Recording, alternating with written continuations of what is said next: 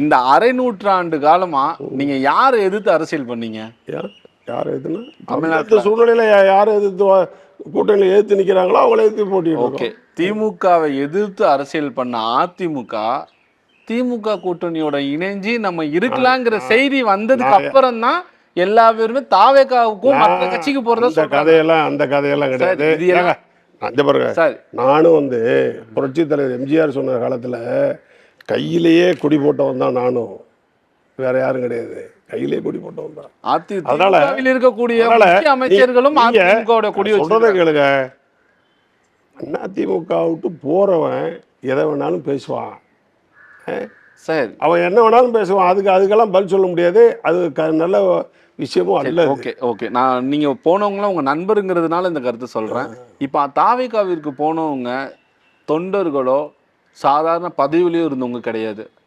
யாரு தாவேகாவிற்கு அதிமுகவில் இருந்து போனவங்க, கடம்பூர் ராஜியா இருக்கட்டும், சம்பத்தா இருக்கட்டும், பெரிய தலைவர் இருக்கட்டும், சார்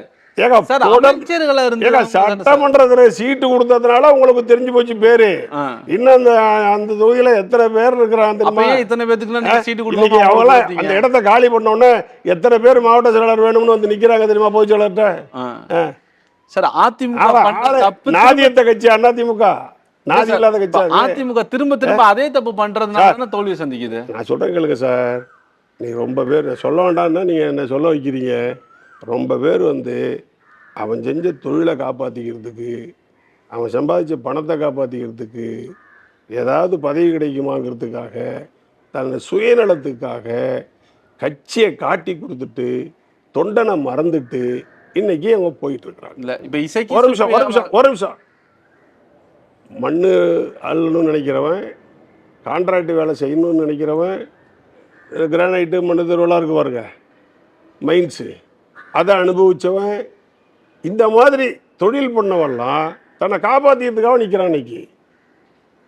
நான் அதான் சொல்ல வேண்டாம்னு நினச்சேன்னா நீங்கள் அதை சொன்னாதான் வச்சுன்னு விட மாட்டேங்கிறீங்க. இல்லை அவங்க சொல்கிறது அதிமுக எப்படி இருந்த கட்சி, அது மாதிரி ஆளு போகும்போது அவன் வேற எதை சொல்லுவான். ஆமாம் நான் வந்து என்னுடைய கிரானைட் தொழிலை காப்பாற்றிக்கிறதுக்காக போகிறேன், என் கான்ட்ராக்ட் வேலையை காப்பாற்றிக்கிறதுக்காக போகிறேன், என் கிரானைட் வேலையை காப்பாற்றிக்கிறதுக்காக போகிறேன், என் மண் எடுக்கிறத காப்பாற்றிக்கிறதுக்காக போகிறேன், அது சொல்ல முடியுமா? அவன் சொல்ல முடியுமான்னு கேட்குறேன். இப்போ நீங்கள் சொன்ன தொழில் வேற வழியை தான் அவன் சொல்லிட்டு போகணும், வேற வழி இல்லை. எக்ஸாம்பிளுக்கு நான் இசைக்கு சுப்பியாவை எடுத்துக்கிறேன்.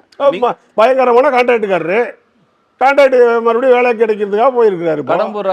கடம்பூர் ராஜு இது வச்சிருக்காரு, என்ன இந்த கல் உடைக்கிறது இருக்க, அது பேர் என்ன, கிரஷர். இல்லை கல் உடைக்க 3 யூனிட் வச்சிருக்காரு அவரு. வெள்ளமணி நடராஜன், வெள்ளமணி ராஜனுக்கு இப்போ சார் இல்லை சார் சொல்ற ஒரு வாதம் சார் இருங்க சார். வெள்ளமணி நடராஜன் எல்லாம் போய் மனுஷன்னு நீங்கள் பேசுறீங்களே.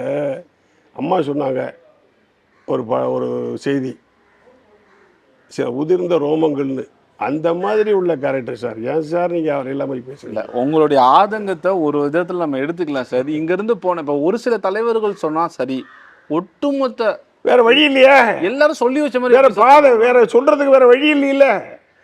எடப்பாடியார் தோத்து விட்டாருன்னு சொல்ல முடியுமா? எடப்பாடியார் வந்து 100 சொச்ச ஓட்டலாம் தோத்தாரு ஜெயிச்சாருன்னு சொல்ல முடியுமா? நீ வந்து அம்மாவாவது 4 தொகுதி ஜெயிச்சாங்க, நீ 3 தானே ஜெயிச்சேன்னு சொல்ல முடியுமா? என்ன சொல்றதுக்கு இருக்கு? இல்ல அவர் என்ன எதுவுமே சொல்றதுக்கு இல்ல. இருந்து போனவங்கள அழைத்து பேசி ஒரு எல்லாரும் ஒன்னா இருந்து தேர்தலை சந்திச்சா உங்களுக்கு தானே சார் நல்லது. சார் நான் தான் சொல்லிட்டேன்ல, இந்த குறுநில மன்னர்களாக அதிமுகவை கெடுத்தவர்கள் போயிட்டாங்க.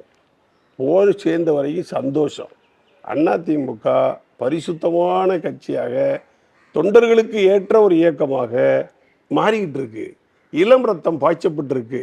அதனால் போனவங்களுக்கெல்லாம் நன்றி, இதை விட்டு போனவங்களாம் நன்றி, ரொம்ப சந்தோஷம். அதனால் நீங்கள் கவலைப்படாதீங்க, இன்னும் அடுத்த தேர்தலை சந்திப்போம். ஓகே, இந்த தேர்தலுக்கு பின்பு தான் ஒரு புது தலைமுறை, ஒரு ஜென்சி, ஒரு இளைஞர்கள் மாற்றத்தை எதிர்பார்க்குறாங்க இப்படிலாம் சொல்கிறாங்க. இப்படியான ஒரு சூழலை பாஜகவினுடைய முன்னாள் மாநில தலைவர் அண்ணாமலை ஒரு இயக்கத்தை ஒன்று ஆரம்பிச்சிருக்கிறாரு. இதனால அப்கமிங்கில் அதிமுக இது பாதிப்பு இருக்குமா? தாவேகா விஜய் வரும்போதும் இந்த கேள்வி கேட்டேன். நீங்கள் தாவேகாவை நாங்கள் பெருசாகவே எடுத்துக்கலன்னு சொன்னீங்க, ஆனால் அவங்க நீங்கள் ஆட்சி அமைச்சிட்டாங்க, அண்ணாமலையோட வருகை அதிமுகவுக்கு எப்படி இருக்கும்? அதாவது சார், அதிமுக தொண்டன் அப்படிங்கிறவன் வந்து புரட்சித் தலைவர் எம்ஜிஆரை தலைவராக ஏற்றுக்கொண்டவர்கள், புரட்சித் தலைவர் அம்மாவை தலைவராக ஏற்றுக்கொண்டவர், அதற்கு பின்னால் எடப்பாடியாரை தலைவராக ஏற்றுக்கொண்டவர். அதிமுக கொடி, அதிமுக சின்னம், அதிமுக கட்சி அலுவலகம் எங்கே இருக்குதோ அங்கே தான் இருப்பாங்க. அவங்க மாற மாட்டாங்க. இவர்கள் இந்த போயிருக்கிறவங்க எல்லாரும் இவங்க வந்து அசிங்கத்தை பார்த்து ஓடும் பாருங்க, அந்த மாதிரி நபர்கள். அதனால் எங்களுக்கு எந்த பாதிப்பும் வராது, எந்த குறையும் வராது. நாங்கள் நிமிர்ந்து நிற்போம், எங்களுடைய எண்ணத்தை ஈடேற்றி காட்டுவோம், மற்றவர்கள் வியக்கிற அளவுக்கு நாங்கள் வருவோம். அதில் ஒன்றும் மாற்றம் கிடையாது. 2026 சட்டமன்ற தேர்தலில் தீர்ப்புக்கு பின்பு அதிமுக கற்றுக்கொண்ட பாடம் அப்படின்னா என்னது? அதாவது பாடம்லாம் எல்லாம் நாங்கள் வந்து புதுசாக ஒன்றும் கற்றுக்க போகிறதில்ல, அரை நூற்றாண்டாக கற்றுக்கிட்டோம்.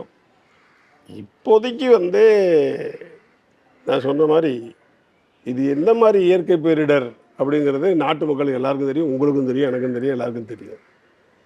அதை போய் நீங்கள் வந்து அதை ஃபாலோ பண்ண முடியாது.